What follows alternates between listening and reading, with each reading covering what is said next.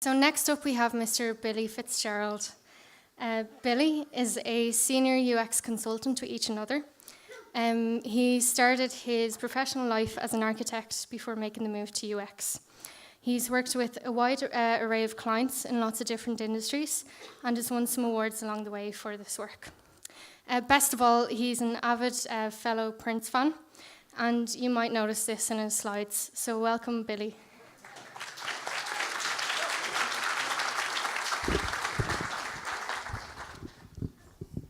Thank you, Laura. Roll it there, Roisin. So my name is Billy, and I'm a UX consultant with Each Another, and my job is to go into businesses and help them make more money by treating their customers better. And what I'm going to talk to you about tonight is how to become a more effective designer in the real world. So I started out my career as an architect, and I spent 6 years in college where 90% of my time was spent learning how to be a designer, and about 10% was spent learning contract administration and professional practice and really fun stuff like that.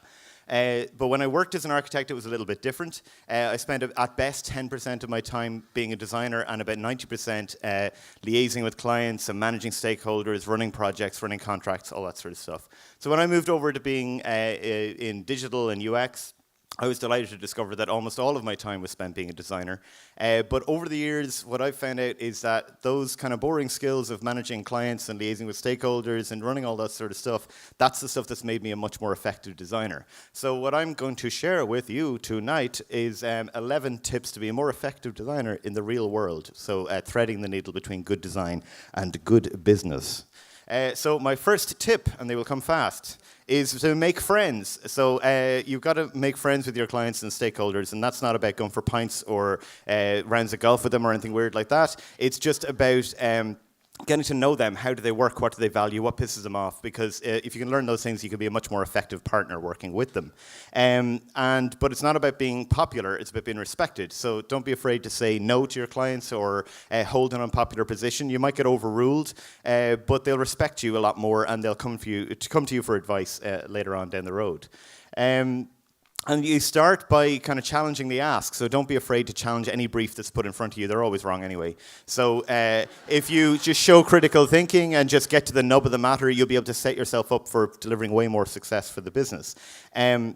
But never overpromise what you're doing. So if you've got like 12 weeks to do 8 weeks to do 12 weeks work, you've got to have a hard conversation up front and get everybody aligned on a realistic scope so that you're not fighting failure all the way through to the finish line.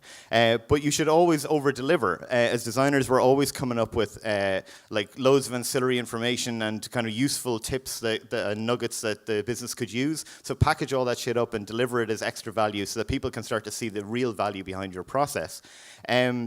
And always do every part of your process. So that's like I'm always asked, like, listen, Billy, we only got a week to do this, so let's skip to the research and go straight to the design. And never do that. Just do as much research as you can fit into that week, because if you skip any part of what you're doing, you're saying it has no value, and you'll never get a budget to do it again. And how you do this is, like, you've got no user testing budget on this. Well, just don't ask for permission. Just go and user test with friends and family and coworkers. Show the assets and how that positively affected your project, and that'll build a case for a proper budget next time. So demonstrate value early and often. If you've got an 8-week engagement, don't wait 8 weeks to show how great the work you're doing is. Show it every week, every single week. So whether it's stakeholder engagements or client presentations, or even just an email sent around every week saying 5 things we learned on the project this week, that'll help the wider business understand that they'll get jazzed about your project and about your process, and they'll want to work with you in the future. But you really have to get to learn how the business works, and this isn't about the market or the users of the market or the competitors or anything like that. It's a great idea to learn how the corporate structure of your client's business works. So that's about how do they allocate budgets, how do they formulate business cases, how does your stakeholder demonstrate value to their boss. These things are really, really important because they allow you to work as a much more effective member of their team. But the harsh truth that we all learn along the way is that most businesses businesses have more to worry about than just the users.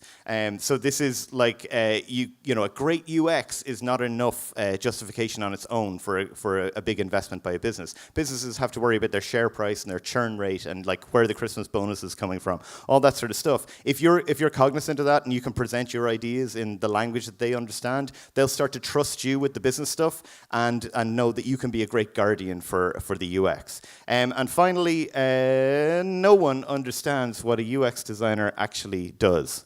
This is absolutely true. So you can shape your role to be what you are strong at. You can shape your role to be what the business actually needs it to be, and that's the way to continue to deliver really effective, really valuable work for your client at all times. So that's a bunch of stuff that I've learned over the years. Hopefully some of it is in some way valuable. And I've been Billy, you've been lovely. See you again.